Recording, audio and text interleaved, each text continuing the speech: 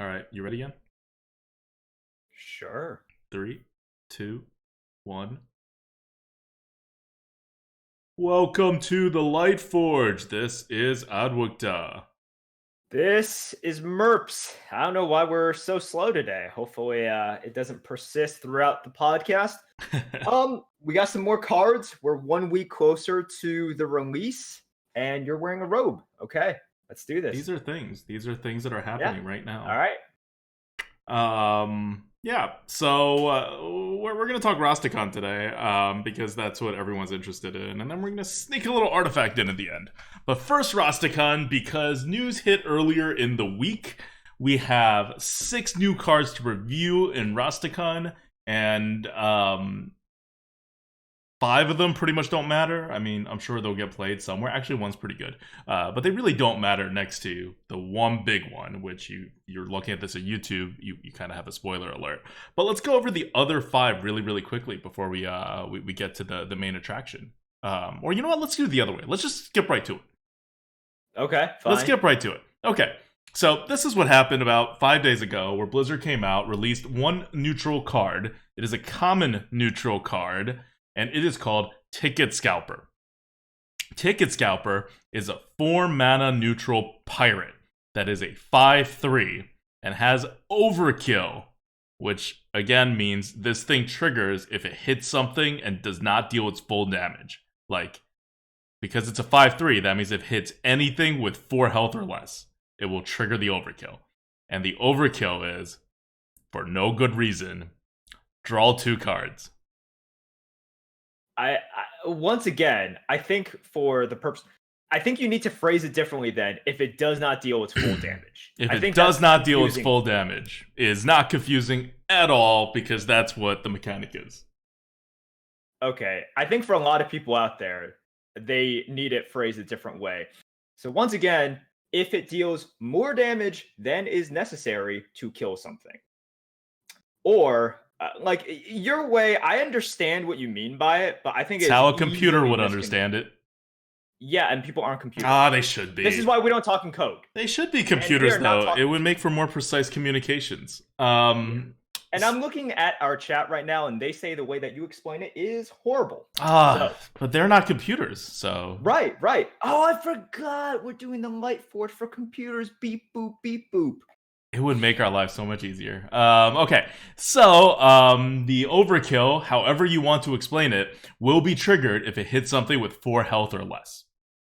Do we Yes, all agree on that's that? another good way. That is another good way. Okay, so backing up again, it's 4 mana, 5/3. 4 mana, 5/3. So it's missing one stat, right? It's Yes. missing one stat, which is like a 4 mana 4/4. 5/3 slightly worse than 4/4, but like around a 4 mana 4/4, like a playable ish, not so good card. And then, if it doesn't die immediately, you pretty much draw 2 cards.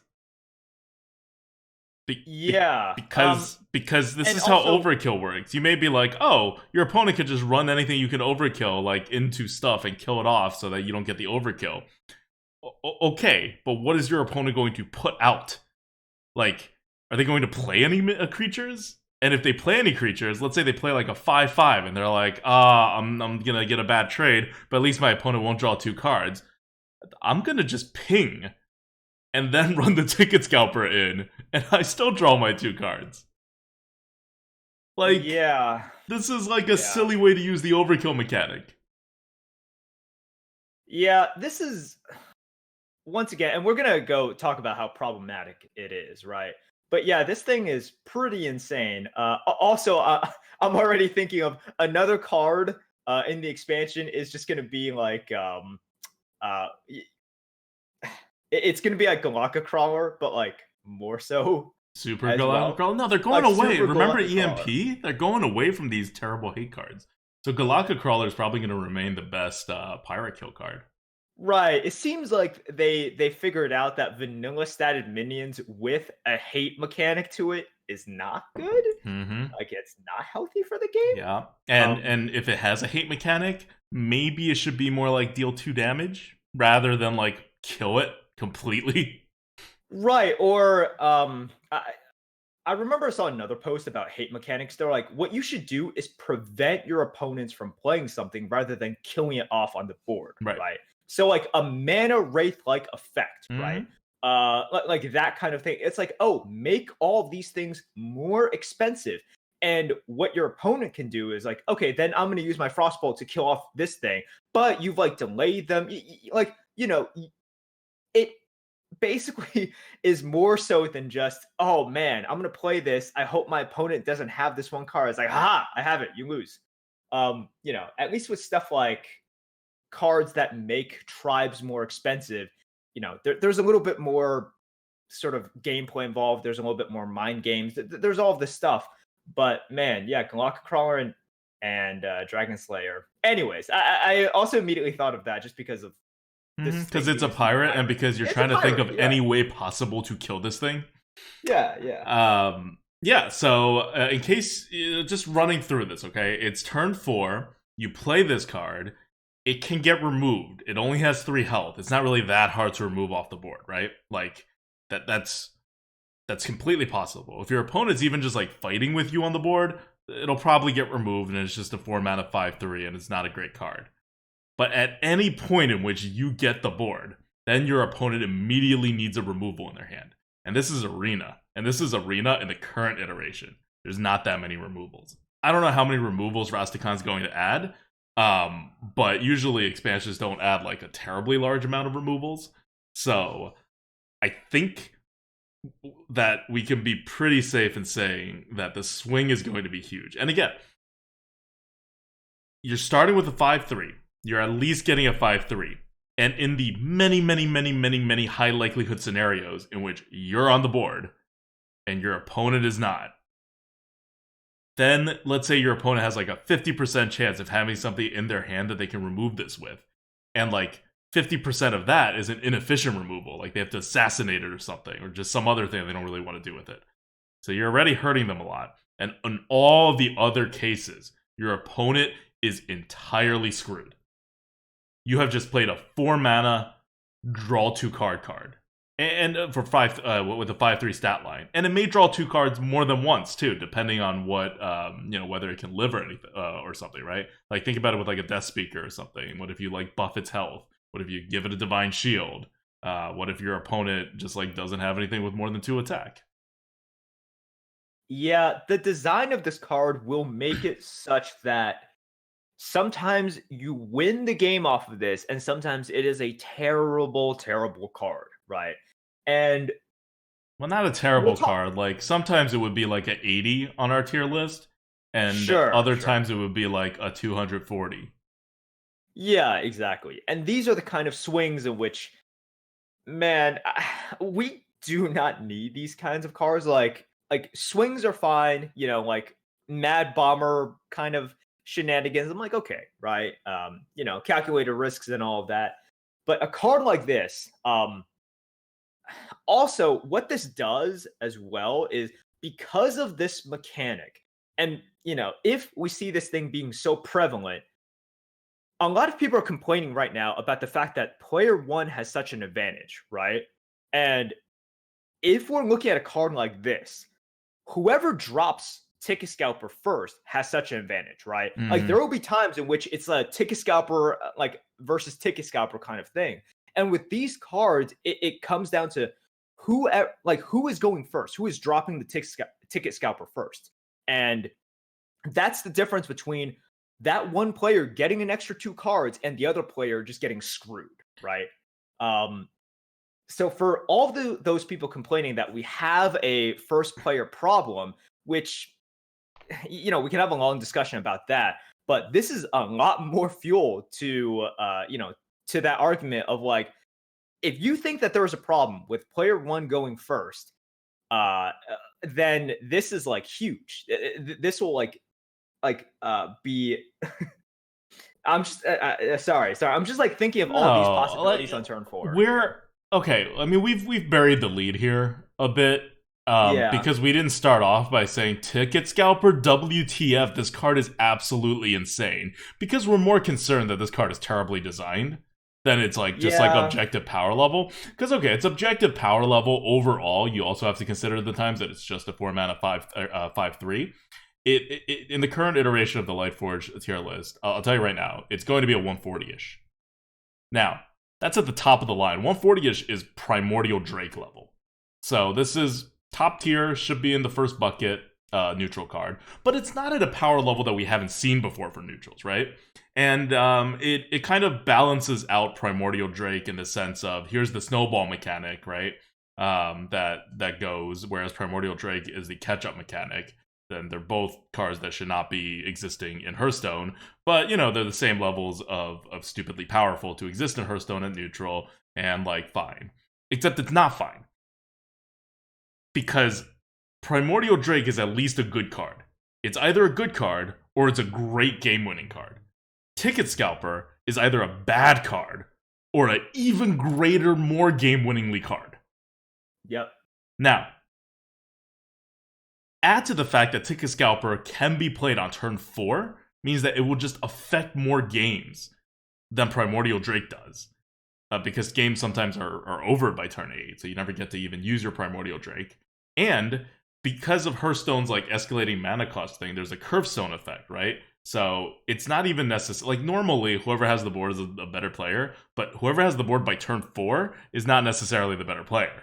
Because there's a curve stone effect going on. Like a lot of times, like maybe 60% of the time, whoever has the board by turn 4 is the better player. 40% of the time, it's not. So we're in this like there are so many things that could have been done with this card to make it not the most awfully designed neutral card in the history of Hearthstone.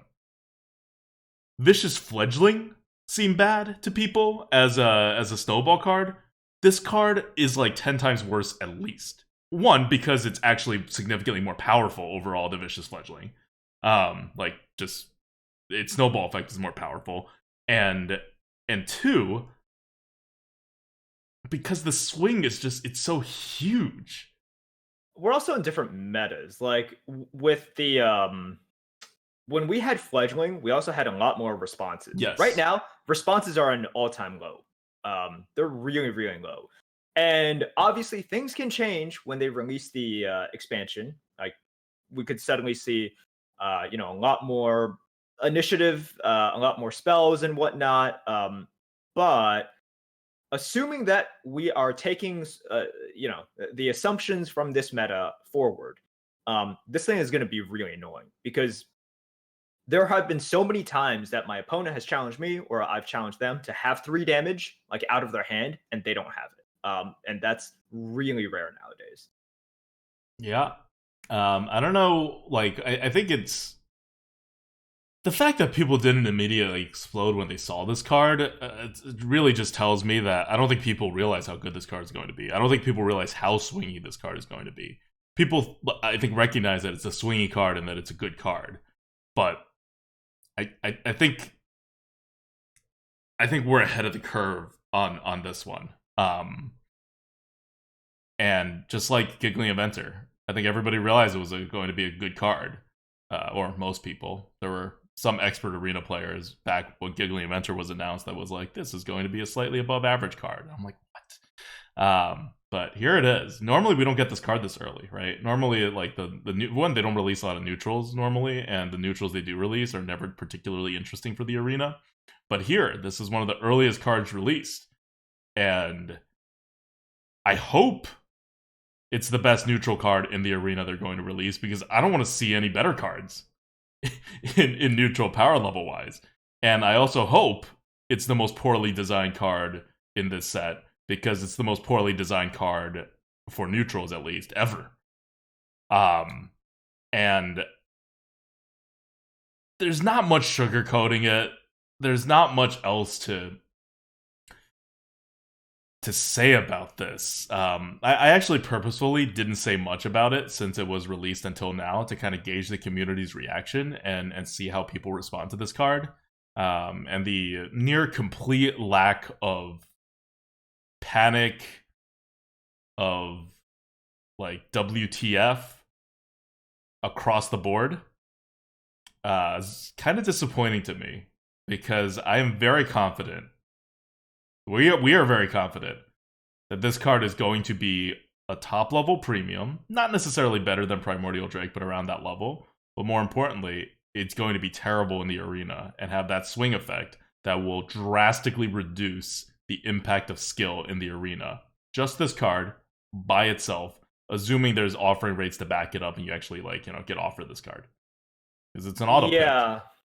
So once again, there for those people that are looking at just kind of scores, that are preoccupied with scores, there could be another card that comes out that we also score at a 140 that we are not concerned about at all, right? It's just a good card. Let's say it's like a premium removal, right? And that's fine. But with this card, what we are so disappointed with and so scared of for the arena is the swing potential, right? Yeah, And like Egg Napper's a 137, right? That's almost a 140. No one is raising hell over Egg Napper totally destroying the arena meta, right? Right. And I think everyone by now knows how annoying Egg Napper is, how, sort of establishing something on the board and, being really annoying with death rattles is good.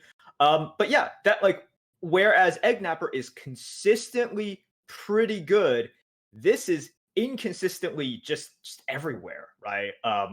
And that feels bad. Like on turn 4, you either playing something that dies to their 2-drop, or you playing something that kind of locks them out of playing so many things, or they give you two cards. It feels pretty terrible. And what you were saying before in terms of turn 4, especially with, let's say, me as rogue, or me as a couple of other classes as well, there's no guarantee that I'm going to be have firm control of the board on turn 4. Yeah. Right. In fact, you usually shouldn't, right, as rogue. That's a weird thing for rogue to actually have the board on turn 4. Right. And it's, thinking about it now, this is a card that can have such a huge impact just because of that, right? It can completely change the way that you go into turn 4, on a neutral basis as well. And that's just pretty disgusting. Look, I'm hoping that they put this in a very high bucket as well. No, but number 1 bucket. If it's in the second bucket, it ruins the game. If it's in the first bucket, it kind of ruins the game. Because hopefully people won't take it. But they will. Here's the thing whenever you have a card that wins the game by itself, it doesn't matter what percentage it wins the game. You see this with the Black Knight, right? Even if the percentage it wins the game is not terribly high, but it is over 40% for a good player, then you're going to have everybody take it.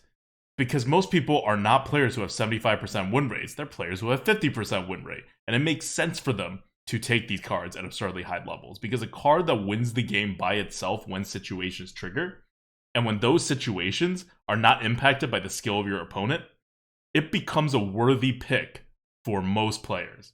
So no matter how high, and remember, we're still evaluating this card as a good player, and it's a 140-ish. So I think if you're an average player, this card will probably be honestly over a 200.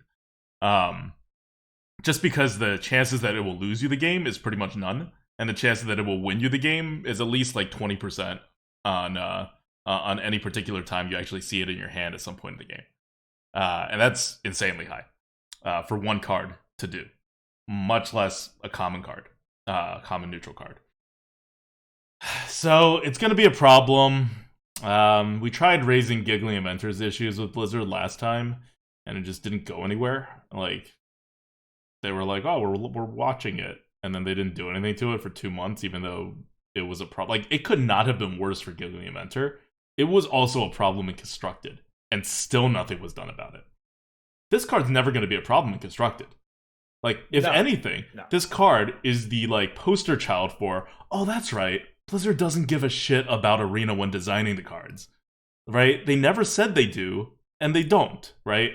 At some point, they specifically said, this is very early on, this is in the first year of development, they're we don't give Arena any consideration when we're designing the cards themselves. And they haven't changed their stance on that. And this card is kind of proof of it, in case people are oh, maybe they're thinking about Arena for certain stuff. not for their like actual set releases. This card is, I don't know, no designer or person who has a reasonable level of intelligence and knows how this game works and actually sits there and thinks about it will look at this card and think, oh yeah, on the positive side for Arena, right? Like on a scale of 0 to 100, it's a 50 or above. Nobody. I don't care how bad at your job you are, it's still nobody. So, 0 design was put into this card for limited, which is fine in that, they never did it anyway. But what this means is that when the card does get inevitably out of control, we're not going to have people who are playing Constructed backing us up on anything. Because they don't care about that, because it's not going to be a problem in Constructed. Instead, if it gets to that point where this card is... First, this card should just be straight up banned. It should never even enter the arena. But to the extent that it enters the arena, there has to be an outrage to the level beyond Vicious Fledgling. Like, this card needs to be banned. Yeah, and once again, this is like... You can see what contributed to the Giggling Inventor nerf, in which it was consistently too good, right? And we had data from Constructed, which I'm sure helped a lot, and we had data from the arena that just showed Giggling Inventor's problem is it was consistently too good. That's not going to be the problem with this one, right? The problem with this one, it's like inconsistent, and then there will be some times in which it will absolutely win you the game. And we've seen cards like this in terms of like, this is less like Giggling Inventor and more in the effect of like an MCT or like... It's even less than MCT. It's Vicious Fledgling. Like MCT, right. You can play around MCT. It is always possible. It's never smart. We're very rarely smart, but it is always possible. This is straight up Vicious Fledgling.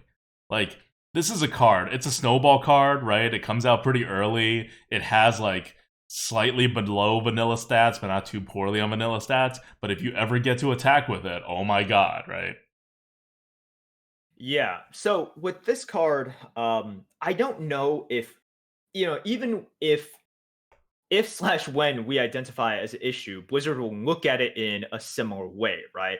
And the only reason that Vicious Fledgling was banned was the uproar was so big. I remember it like, it wasn't just, limited to the arena community. It got into the main Hearthstone subreddit, right? So I think people, the developers and the people who work at Blizzard finally caved in. I'm not sure like how long that will take for this card, but I do see that happening as well. This is a card that will just cause so much frustration. And the only change I can possibly see to make this not an issue is to go back to, the MSG meta in which everyone has like all the responses all the time, right? In which I think we have another problem if that happens. So yeah, I'm not sure what can be done about this for now. And I just anticipate, because of Blizzard's reaction time with stuff like this, kind of a good 2 months of this card just deciding games left and right. Yeah. I mean, look, people got outraged over Flappy Bird. They're going to get outraged over this card at some point. It is what it is, right? We're just going to have to endure it. But now, assuming this card's in the arena in the beginning, which it would be, right? I see no reason why Blizzard would think to exclude this card from arena in the very beginning before there's even a reaction. It's not going to be fun. I was excited about Rasta, especially with the overkill mechanic that was kind of long overdue as deriving from Trample and MCT in MTG. But now it's pretty much set. This is going to be a terrible meta. Like 100%. This is going to be a terrible meta, even if Ticket Scalper is in the very top bucket. Because it should be in the very top bucket. So putting it there just puts it in its correct place, which makes it like a bit less terrible, but still terrible. I don't know that there's anything we can do about it, and I don't know. I'm kind of sad. You just gotta wait until Blizzard eventually bans the card. Which, if you remember about Vicious Fledgling, it took them like 3 months, I think, maybe 4 even, to ban Vicious Fledgling. Like, it was not a quick ban. And to this day, I'm not, like, a big proponent of the ban because Vicious Fledgling has significantly more counterplay than Ticket Scalper and was also, like, just not as powerful. And its percent chance of getting out of control was still limited by you getting Wind Fury on one of your, like, either the first hit or the second hit before it's just, like, not a thing. So it was limited. And Ticket Scalper is going to be worse. I don't know what the reaction time is going to be. Right. Once again, for those of you guys who, like, I want to make this clear as well. We are not saying that Ticket Scalper is the best card ever now. Like, it is a world beater. This is why we rate it as, it's going to come out as around a 140, right? It's going to come out around a 140 on the current... Like, it's hard, right? Because we don't have all the cards yet, so we can't tell you what the number is. Sure, right. The problem, like, once again, the problem like, is... It could be that they actually published 4 crabs, and this card is crap, because it's a pirate, and all pirates are unplayable, right? It's possible. It's possible. But yeah, once again, our problem is that this just is going to create an unhealthy meta. An unhealthy and very frustrating meta in which this will decide games. I don't know. Like, it doesn't seem like there are answers right now.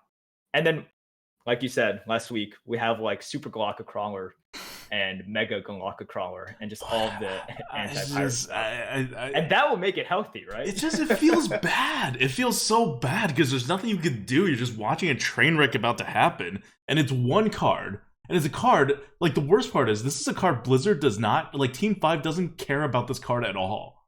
This is not a constructed viable card. There's no reason for this card to exist. Yeah. Like, it's literally just them not thinking about Arena even a little bit that this card is allowed to exist. Because you lose nothing with this card by, like, changing it to, like, draw one card, for example. Or, like, by redesigning the card. Because, let's face it, no one's going to use this card anyway. It's more of, like, a pack filler, as far as Constructed is concerned, to get people familiar with the overkill mechanic. And it's going to ruin an entire game mode. And they're just, like, not on top of it. And there's nothing you can do about it. You just, like, when December 4th comes around and Rastakon launches, I'm not going to enjoy Arena, but I have to play because I'm a streamer, and we've already settled. We're doing 8 straight days of Arena and Rastakon because we're excited about Rastakon. But now it's going to be 8 days in a terrible meta that's guaranteed as long as this card's in the Arena. And it's guaranteed to be in the Arena. Even if Blizzard reacts really fast and bans this card, they're not going to do it for, like, 2 weeks at absolute fastest, 1 week reasonably, 1 month reasonably, 2 months, like... I wouldn't even be upset if it takes them 2 months to ban this card, because banning a card from the Arena is kind of a big deal, right? Like, it took them 2.5 years to ban Flamestrike. Right? It took them a number of months to ban Vicious Fledgling and all the, and then more months than that to ban the, what do you call it? The Death Knight cards, right? The, like, Deathlich Jaina and things like that. And none of those, like, this is the first time for the Lightforge podcast. We have never agreed with the banning of a card in Arena, I think.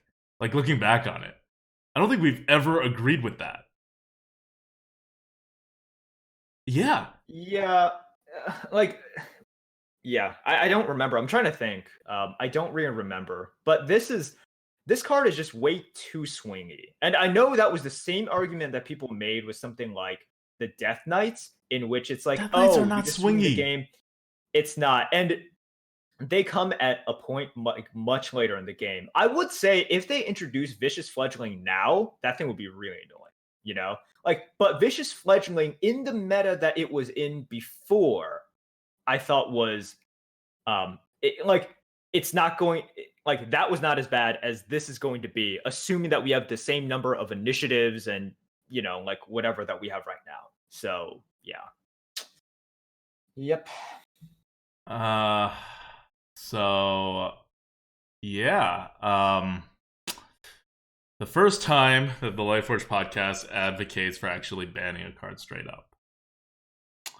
And we haven't even seen the card yet. That's how confident we are with this prediction. It also is, like, in case, I know a lot of people think that we favor a tempo game over a control game. It's partly because we do.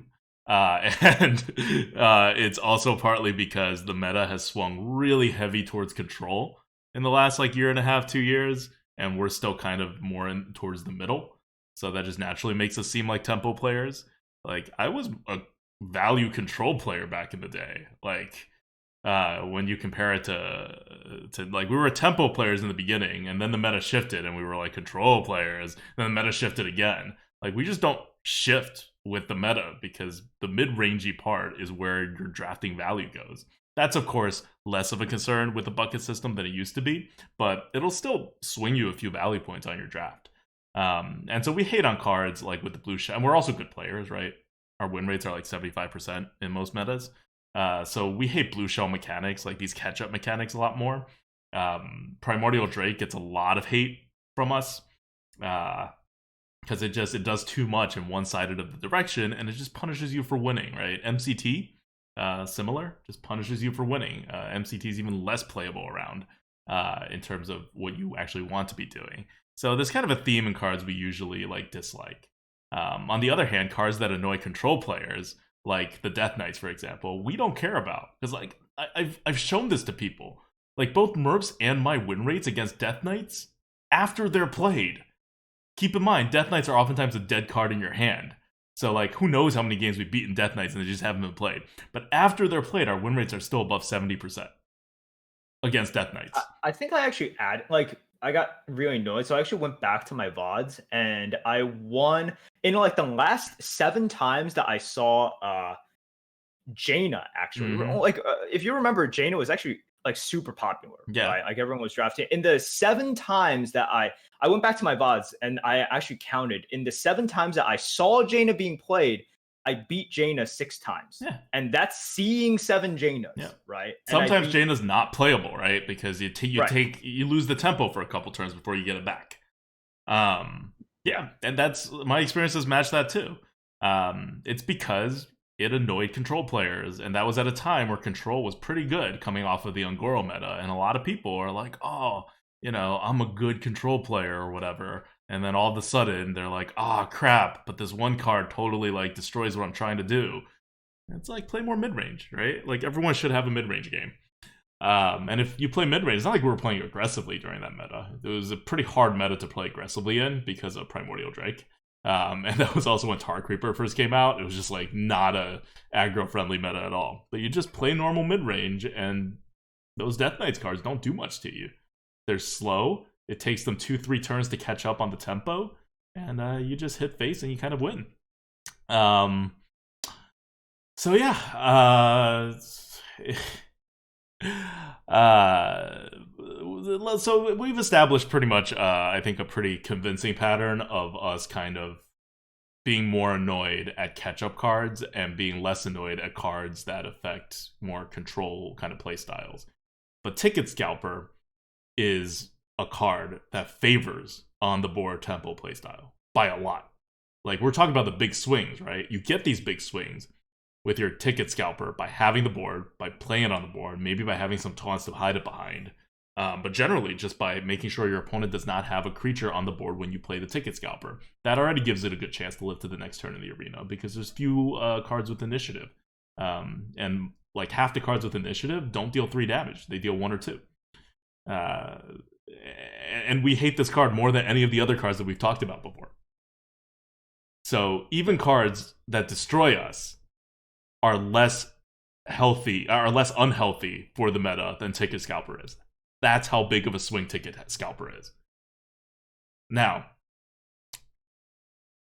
I'm out of ways of framing this in a way. I think that's fine. I still we've see, gotten our feelings out. Yeah, like I still see a lot of people in the chat who don't quite feel it. But I think every time we point out a card is super OP, there's people in the chat who don't feel it, and then we're right. Super Collider. Oh my god, Super Collider! Remember Silver Sword?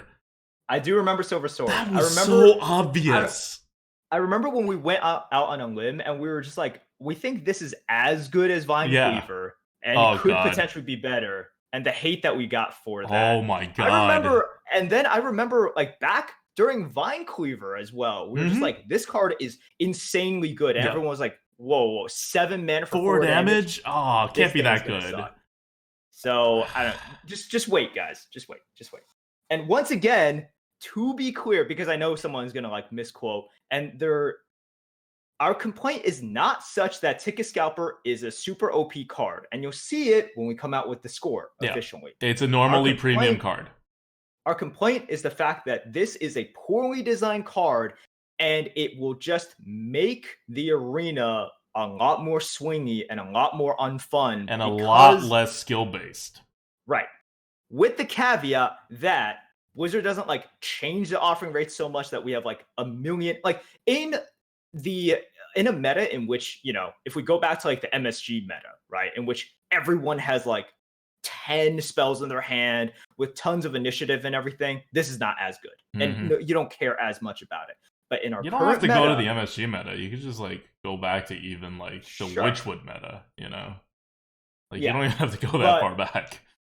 Yeah, fine. But yeah, like that is once again, so that is our complaint about this card, right? And I don't see how. I mean, I guess they could just like micro adjust this down from the very beginning so we like never see it. And I'm like, all right, well, I guess we were wrong then. But assuming that, you know, this comes out and we just see it at a quote average rate, yeah, it's gonna make the arena a really unfun experience. If they bucket this in the 5th bucket or higher, we're screwed. Like we actually needed to be bucketed in like the 7th bucket for Arena to be saved. It really just needs to be banned. This card should just not be. And like I assume people on Team 5, the designers, are not like all completely clueless about the arena. So the people on Team 5, Chalky, I'm talking to you. Please raise your hand. This is going to be terrible for the arena. You know it. A lot of other people there know it too. It's just a mix of people not caring about arena and people probably having never even thought about it in the context of the arena. That it's not getting the attention. I really don't know what they've kind of painted themselves in a corner. That I really don't know what they're going to do with this card. And I don't think we're getting we're going to get a lot of support in actually preemptively banning the card, because this is going to be like one of those like Silver Sword things or whatever, where people are like, oh, but it's like not, maybe even not as dramatic as Silver Sword. Even if everyone thinks it's like a good card, people don't think it's like a super like problematic card. Right. Silver Sword people actually thought was unplayable. Well, also it's different, right? Silver Sword people thought it was going to be bad. Yeah, like actually bad. It was going to be good. No, we thought it was going to be great. Right, and this I think the disagreement with Silver Sword was that some people thought it was going to be terrible. We thought it was going to be amazing. With this, I think it's going to be, we think that it is so unhealthy, and people are going to think it is not as unhealthy. Yeah, that's the disagreement. Exactly. Here, and I want to make that clear. Right. So yes. Well, I also think people don't think this is as good as it is. Like, I don't think a lot of people out there is going to rate it the equivalent of a Primordial Drake. Sure. Yeah. And they're wrong. But all right, let's take a Scalper. I don't really, like, usually when you know we come out with something, we have like a to do. You know, we have like this is how we can, you know, this is how you can be better in the meta, or this is, you know, what Blizzard can do, like reasonably speaking, to make life better for arena players. There's nothing really to do here. Like, they could correctly put it into the first bucket, and it would still be bad for the meta. And they're really not going to preemptively ban it. So we're just stuck with the terrible meta for the first couple weeks, at least, probably the first couple months.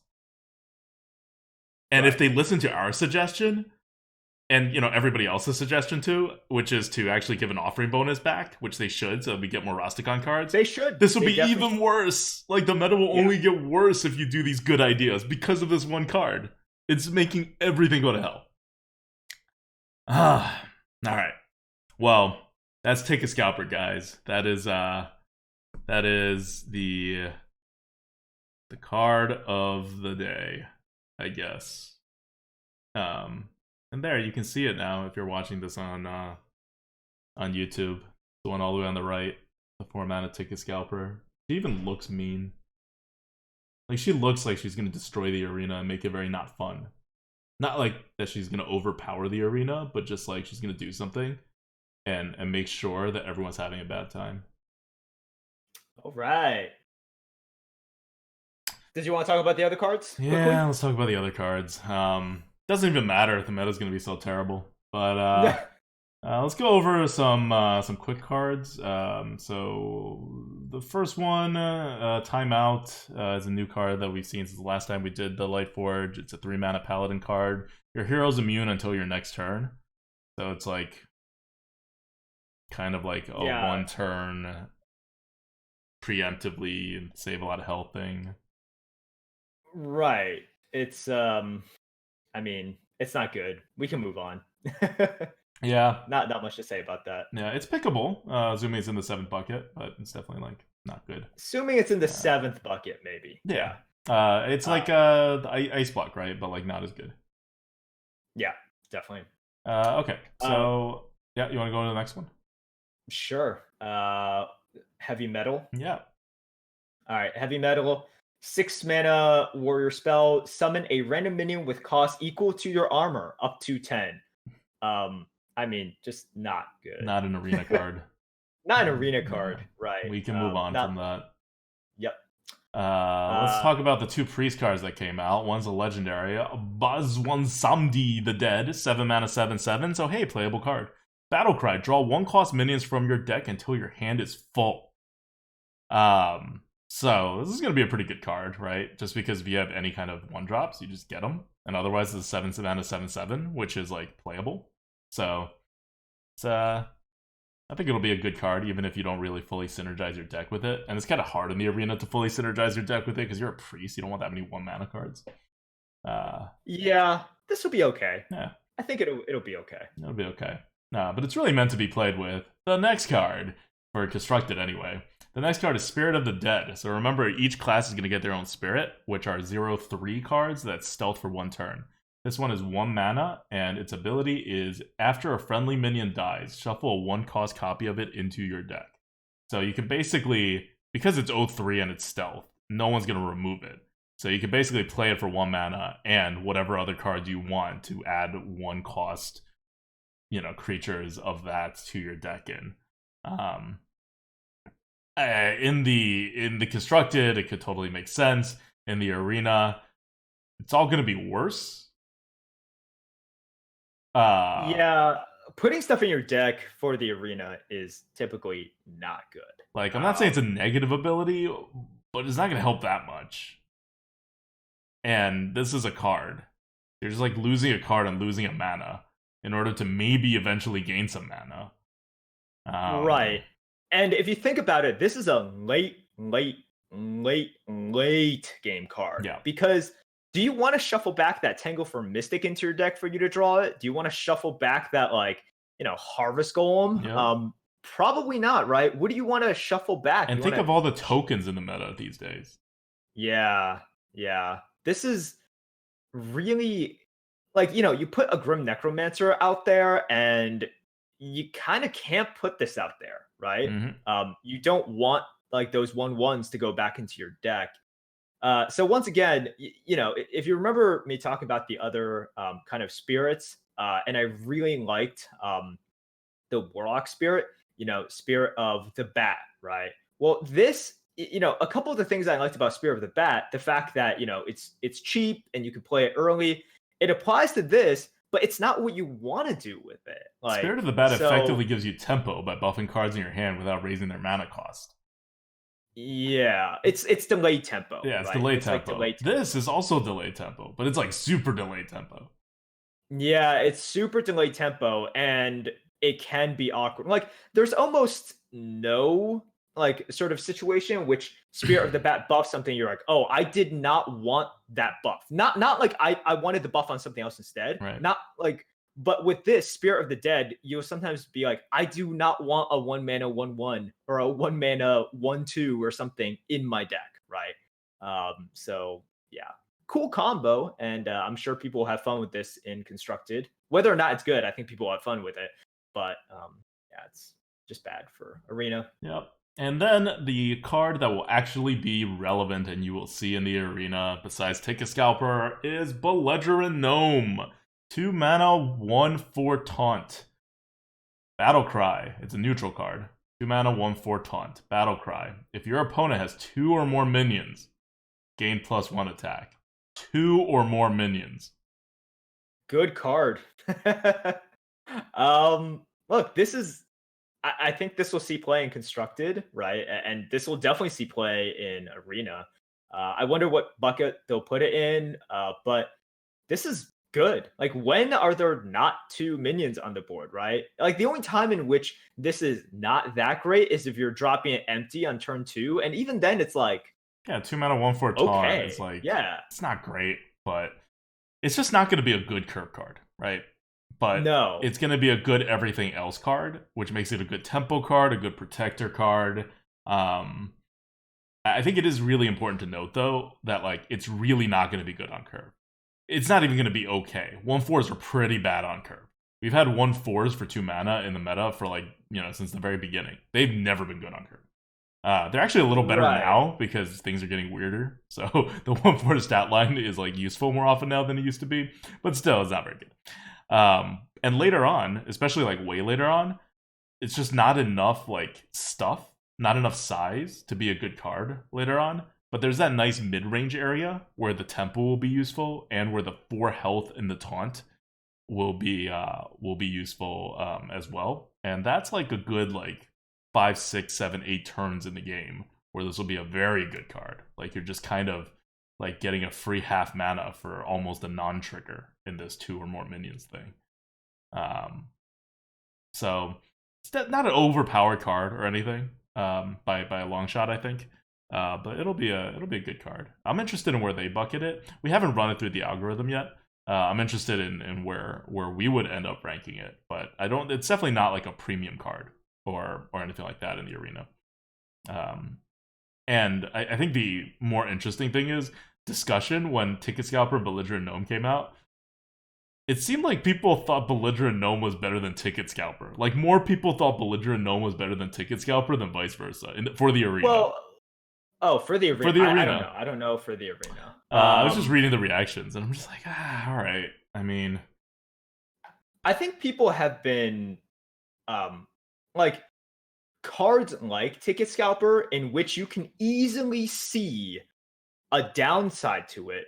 People will hone in on that downside rather than the supreme upside, right? And I think like one of the things that I saw with Ticket Scalper makes me think all the way back for you old school players to Ethereal Conjurer. Remember that? Ethereal yeah, Conjurer. people thought that was not going to be a good card. I remember people said Ethereal Conjurer is going to be a bad card. That card, by the way, if you don't remember, it's a mage card. It's a 5 mana 6/3 where you discover a spell and put it in your hand or something like that, right? Yeah, quite a few people. Mage. And if you can use the Wayback Machine or whatever, quite a few people thought that was going to be bad because your 5-drop dies to a 2-drop potentially. Yep.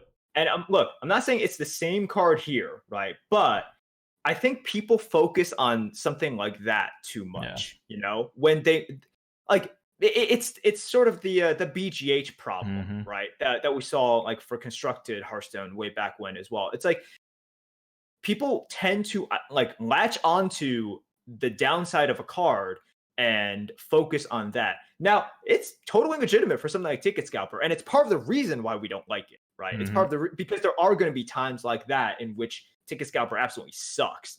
But like the difference, where we diverge is we think that, we recognize the times in which Ticket Scalper is game-winningly good, like best card in the game good sometimes. And you have to average those two out. And I think a lot of people are caught up with all the times in which Ticket Scalper, yes, it will die to a Bloodfen Raptor. And you spent 2 more mana for it. And I think people tend to just focus too much on that. And it's a persistent kind of theme with card evaluations. Yep. Yeah, I mean, it seems weird to think that people would not be on board with Ethereal Conjurer. Just kind of in the same way where today, if you were to like look back and find all the people who said Silver Sword was going to be bad or unplayable, I'm not even talking about people who thought it would be okay, right? Because plenty of people thought it would be okay, but it wouldn't be like good or great, and it turns out to be one of the best cards in Paladin, which we stated in the very beginning before the card came out. But like the people who actually thought it was going to be a below average card, and the sheer number of those people and how good they were at the arena. I'm not just saying like random people are out there saying, oh, this card is good or this card is bad.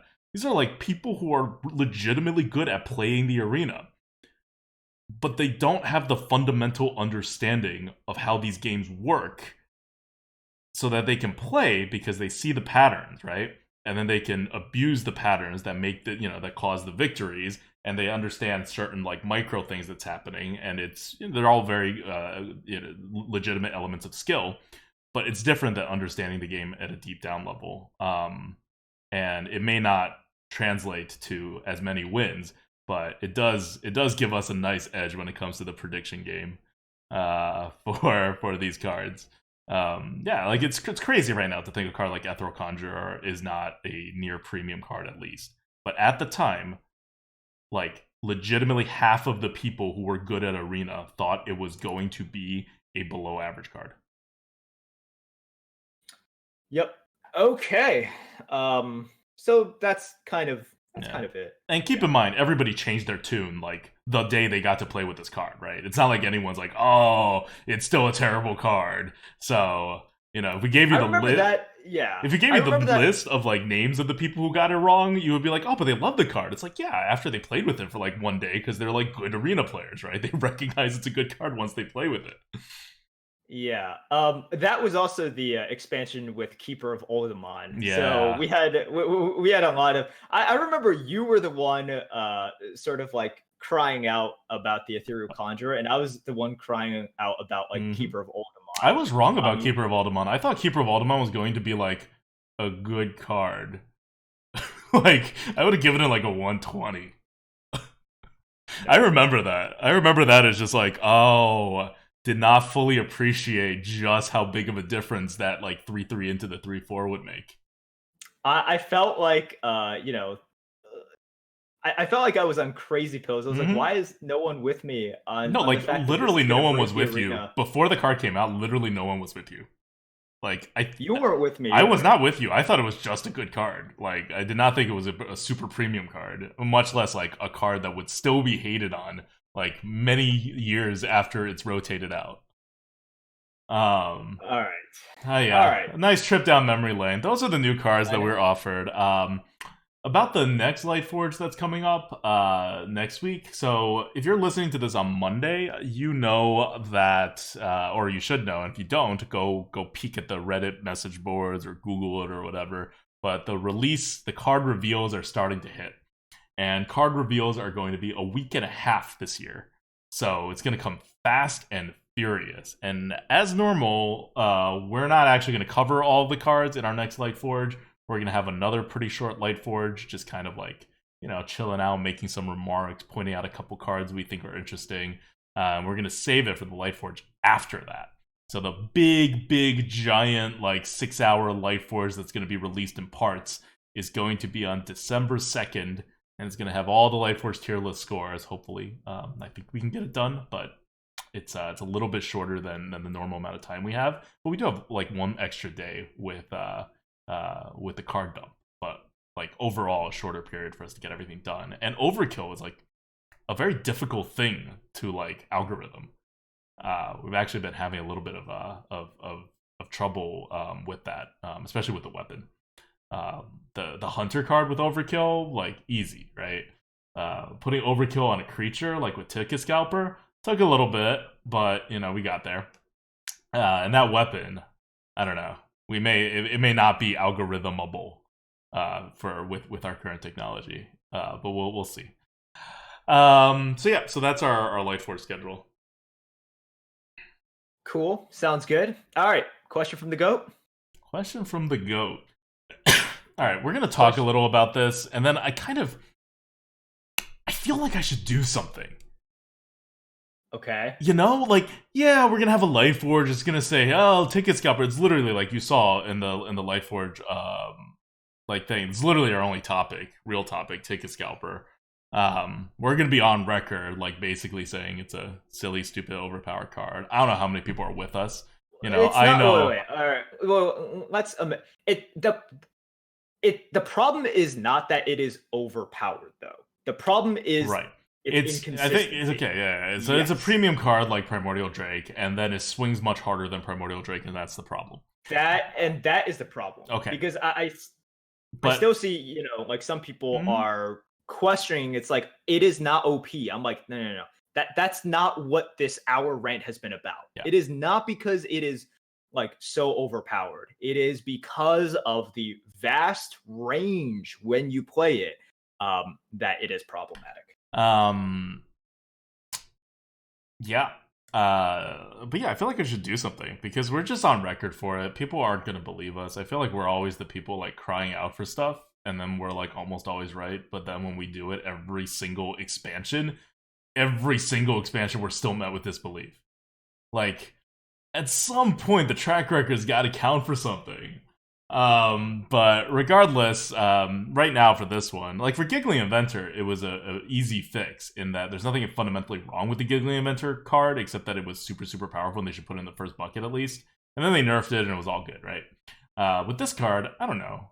Like, I don't know what to do with it. You can put it in the first bucket, it's still a problem. Like, there's not even like a, hey, Blizzard, you should do this kind of like action point. So I don't know. But we also heard from some, very well-known arena voices who are also very good at the arena, who have come out and said Ticket Scalper is not a good card. Yeah. Which they're just wrong. But we can do this again, like we do every expansion. It's just and here's the thing, right? Like you can also like once the card comes out, you can easily point to times in which Ticket Scalper is a bad card. yeah. And then you can point to times in which Ticket Scalper is better than any other card like ever. And those will average out to the score that we have. But yeah, like I see this debate like it'll keep on going, right? Because of that fact. It won't be something like a Primordial Drake in which people play a couple times and haven't played against them, and because it's so consistently good, they're like, oh, okay, like everyone is on board. Primordial Drake is amazing. That's it. End of conversation. With this, I think a lot of people are still going to, some people will be sold, and some people will be completely sort of like validated in a way in which they'll be like, oh yeah, like dude, in the two games I saw, it completely sucked. Well, they're not right? going to be It was so bad. validated for like 2 weeks when they see it enough times, right? You only get validated like Sure. a couple of times, right? If it like rolls that way in the games that you faced with it or that you have it and you're in that situation. But this is this is stuff that's gonna resolve itself very quickly. I just don't know what like Blizzard just needs to ban the card. I don't know. And Blizzard may not ban the card. It takes a lot for Blizzard to ban a card. I understand why they'd be hesitant to ban cards. So I don't know. It's gonna be a crap meta. Like I'm very very disappointed in this card and what it means for the arena. Like as you could probably tell. Yeah, I mean we told Blizzard about Giggling Inventor. That's the first time we told Blizzard about any card.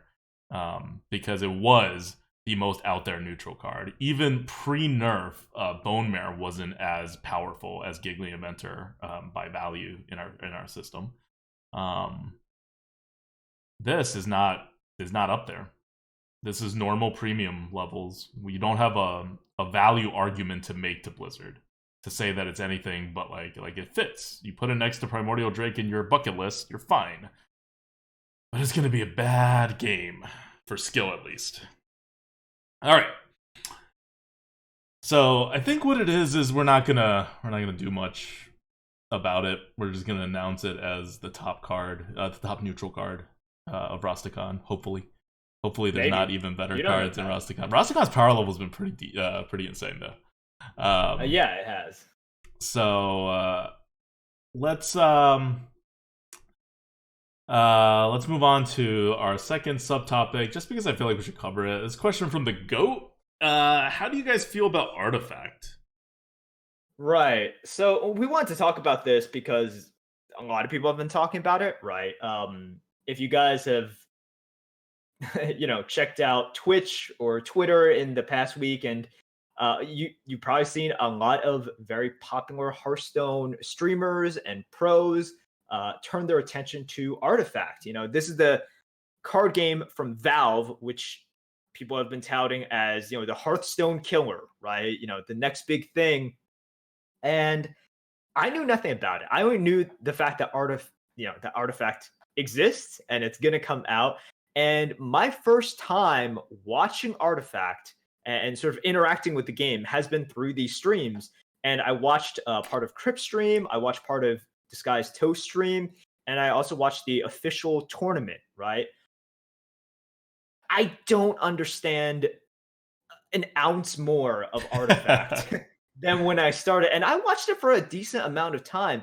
And look, I know that, during the official stream, they kind of fixed it, so that the announcers dumbed it down a little bit more. And I was just like, during the time as well, I was like on my phone. So I was watching on my computer, and that was on my phone as well.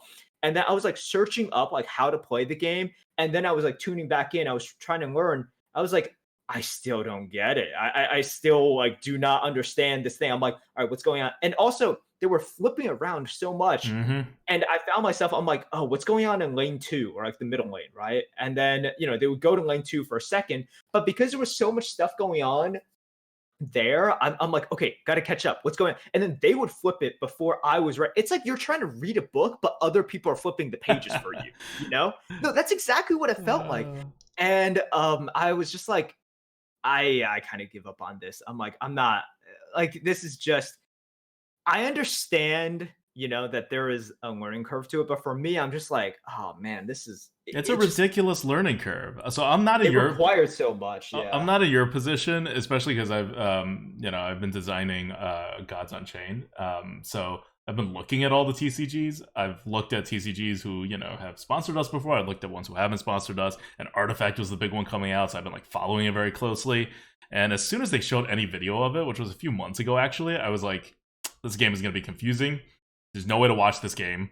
And people may like it. It seems very complicated and has some layers of depth, but I can't put my mind around it.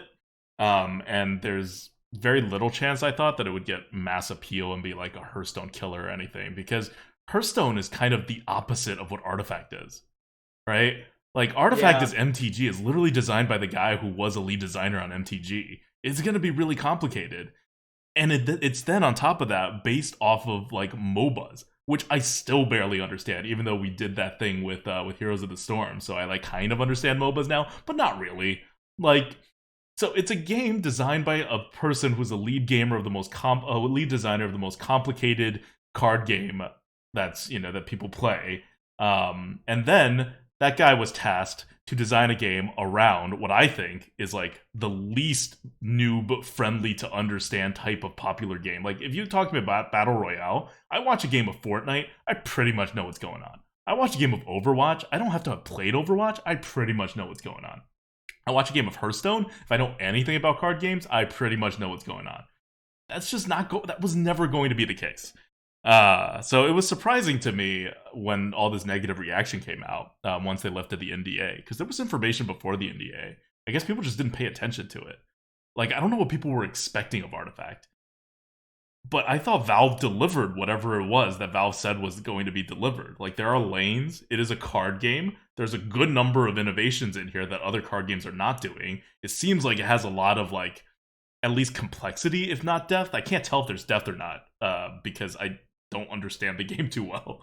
But there's definitely complexity, and it looks pretty. So I don't know. I guess people were expecting just something else, and whatever people were expecting, it was nothing Valve ever told them they were getting, and all the signs pointed the other way. So I don't know. I don't think it's really Valve's fault so much as people just wanted Valve to make a different game that they were never making. Yeah, this is something I don't blame Valve for. And my comments are more oh, well, this was my first experience with it. And this is kind of why I'm not continuing down Oh this yeah. path, right? Like my interest, and you know, I'm coming at it from like a pretty seasoned card game player as well, Hmm. right? But for other people who aren't even into card games who watch that, they're just like, what?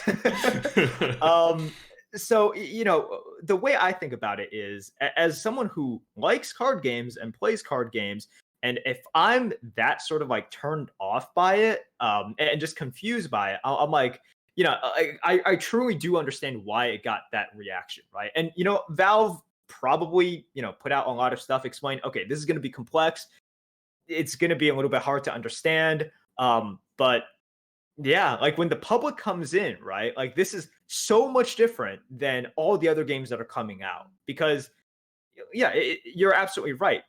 If you just get like anyone in the world to come into a Fortnite stream, Hmm. right? Um they'll understand it pretty quickly. They'll see you walking around like building stuff and shooting at people and they'll be like, "Oh, okay, it's a guy shooting at people." And I'm guessing you have to like kill everyone else and you win, right? Like you Battle pick that up in like a Royale. few What do you seconds. know? Boom. Wow, that's why it's so successful. For this card game, I I don't know what the win condition The is win really. You know, condition, when it by the comes to way, shooting is it. you have to kill two things in two lanes or one thing in one lane twice, and the thing gets bigger after you kill it. You're right. So I'm like, okay. I'm like, is it like are there Like, alternate win that does, yeah, conditions here? Like, exactly, right? what's Doesn't going? that sound like Yeah, an alternate win condition rather than the main win condition? yeah. But look, to be fair to Valve, you know, I've also been gauging the reaction from lots of people who have sat down with the game, you know, played it for a while.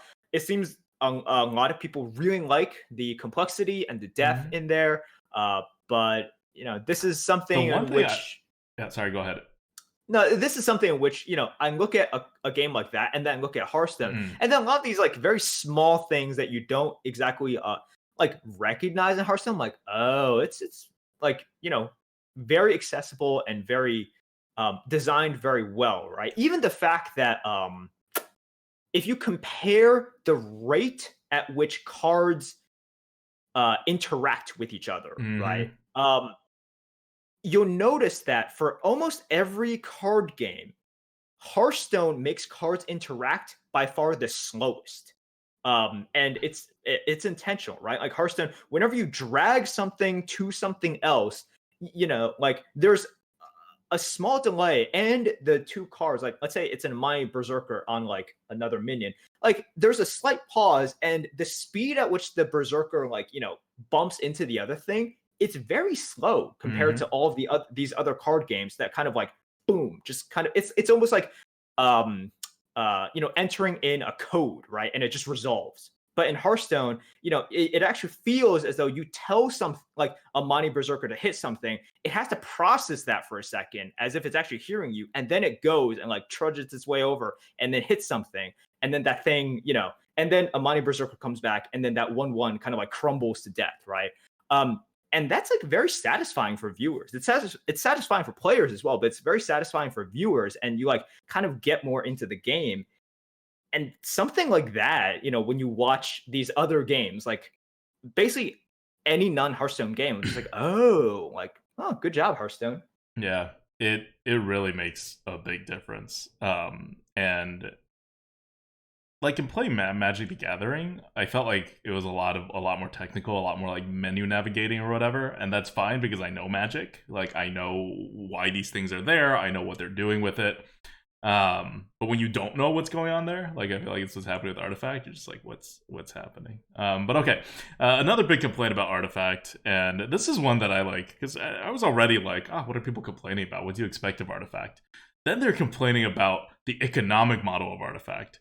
And this is where I'm like, what? Like, I got so lost by people's complaints about this, especially when it comes to the arena mode, because that's the mode we're familiar with economically. Like, we don't really like buy packs, make Yeah, I didn't get constructed that. decks or anything. But I mapped it out. Um, not counting the initial $20 you have to spend to buy Artifact, right? Which was always the case. They announced that like a year ago.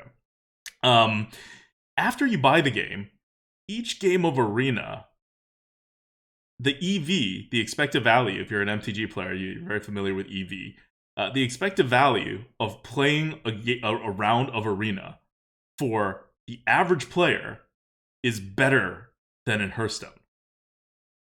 Like the draft in Artifact is better than Arena in Hearthstone. And if you're a good player, it is easier to go infinite in Artifact than it is for Hearthstone. But somewhere along the line, once you make it real money with real things you have to then go and sell or trade or whatever, everybody starts complaining. Because I don't know if they don't want to do that. I don't know if they it just doesn't feel like the same. It's just like kind of getting your gold back. But it was really weird for me because when I first heard it, I was like, oh god, how much is Artifact charging? And I saw how much they were charging. And then I did some math. And, including the win rates and like you lose 2 when you're out instead of losing 3 when you're out. I actually like spent a little bit of time and put it all together. The math doesn't check out. Artifact is cheaper than Hearthstone for the arena/draft gameplay, assuming you already bought Artifact. So I don't know. And I see this comment on my Twitter feed everywhere. Everyone is up in arms about this. And it's not true. Like, I don't know how else to put it. But the reaction is very large. So, maybe I'm missing something. This is not like my area of expertise or anything.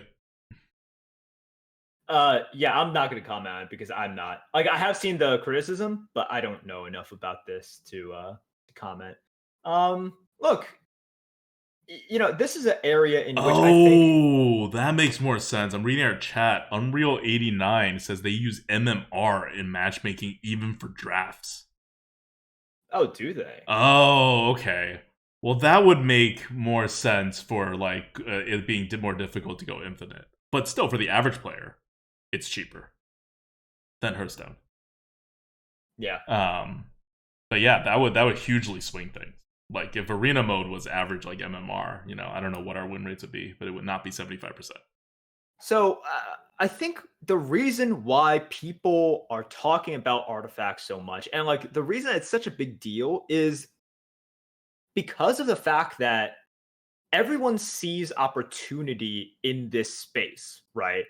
Hearthstone is the big digital card game right now, but I think a lot of people see, like a lot of areas in Hearthstone that can be improved. And it's not like, some big, huge company has to come in here and, hit a home run on all of these aspects.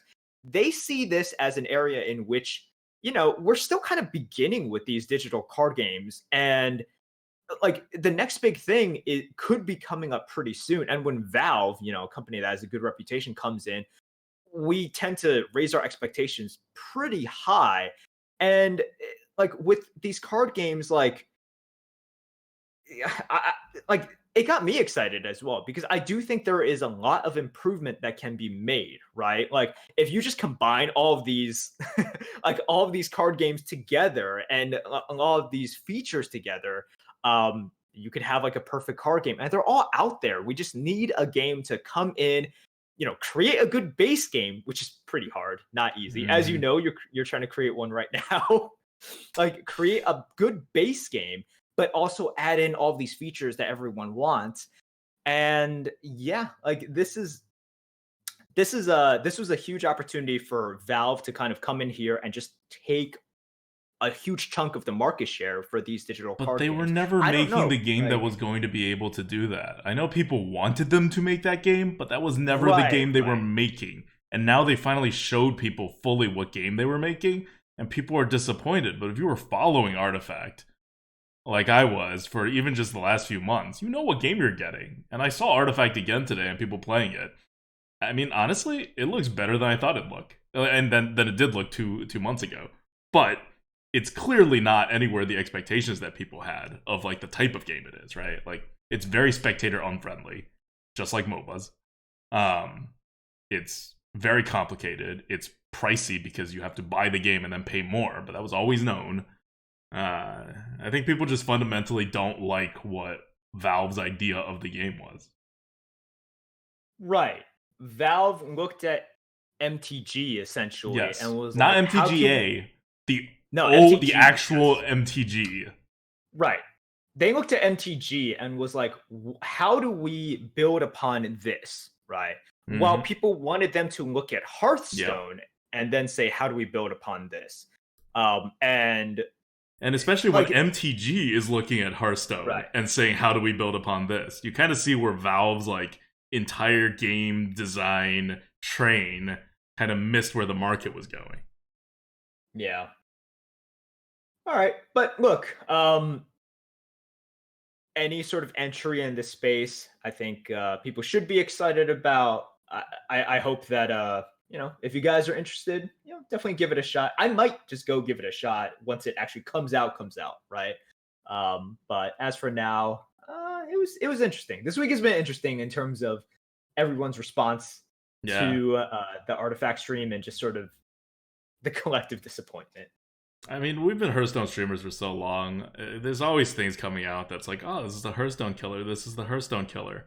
And we were sponsored by some of those games. You know, some of those games are actually no longer like alive. I mean, they're alive, but they're no longer like supported with new expansions or whatever. Others are going strong.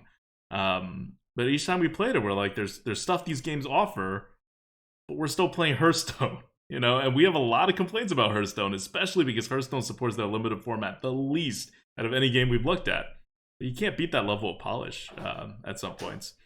The only one so far that looked like it was like at the level of Hearthstone for me, it was MTGA, and that's because it has the core of MTG, right? And you can't just like make that up. Like that comes from strong bones, and MTGA kind of like delivers on like the Hearthstonification of the user interface as much as possible. So depending on how complex you like your games, MTGA may be a good alternative. But like Artifact from the very beginning just didn't look like a Hearthstone alternative at all. It looked like they were doing their own thing in a totally different direction. Like kind of like Gwent. Like you're not going to go from Hearthstone to Gwent. Or you could, but then you recognize you're playing something like very different. Yep. All right. All right. That's it for today. This has gone on pretty long, actually. I guess we just really hated on Ticket Scalper and Artifact that much. Yeah. All right. It's been a hate-filled week. Hopefully, we can turn this to a more positive note next week. I don't know. I mean, it doesn't like I'm so unexcited by all the cards that are going to be revealed now next week because none of them are going to matter with Scalper in the meta. Like, they're going to make the meta slightly better or slightly worse, and like +1 or -2 or +1 and -2, and Scalper's like a -100. Like, I don't really care too much about these other cards, unless they're also terrible, and then I'm like, oh my god, it's -200. But you can't. There's never going to be a card. Here's the thing with designing cards for these games, right? Like you can have a -100 of a card. You can never have a +100 of a card. Like at most, a card's going to be like +3. But if you make a bad card for the meta, and it is a good card that is poorly designed, like I mean, good as in powerful card that is poorly designed. Not even like the most powerful, just like Vicious Fledgling, right? Not even the most powerful card. Not even a premium card. But powerful enough that it gets picked, and it just ruins the entire meta. All right, well, gonna end on a downer note, and just so you know, I'm probably gonna end every single Lightforge on a downer note until this card is either weirdly nerfed because it will have no constructed impact ever, so I don't think it's actually gonna get nerfed, or get somehow removed from the arena. Until then, this is ADWCTA. This is Merps. See you guys.